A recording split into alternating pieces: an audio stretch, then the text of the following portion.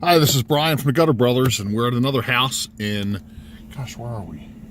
We are in Prospect Park, Pennsylvania.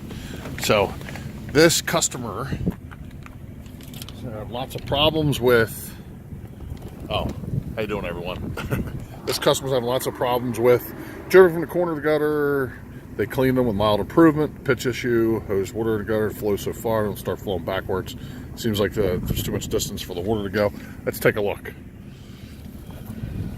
All right, so first thing I notice is, what do you see? Can you spot the differences? All right, let's look at another house over there, or another house over there.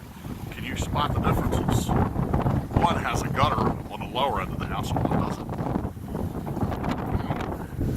None of the gutters on this entire block, none of the houses on this entire block have gutters on the lower part of the house, anywhere. So they were not architecturally designed to have gutters on the lower roof. So let's take a look at what they're talking about with the downspout. So you can see the downspout. There is no downspout here. No, not here. Where is the downspout? This corner's leaking really bad. Where is the downspout?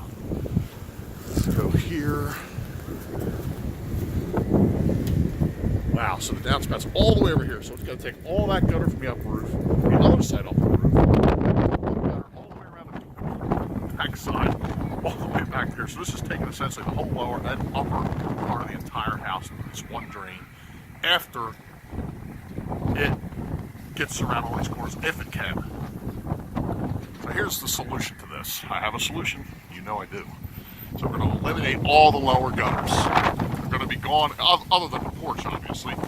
So we're going to leave a gutter across the front porch, put caps on both ends, and a downspout down the post. This garden's got drainage, so we're going to put the downspout right down the post into the garden. That'll take care of the front porch. We're going to eliminate all this lower gutter stuff, and we are going to take these downspouts and get them up onto that rear roof.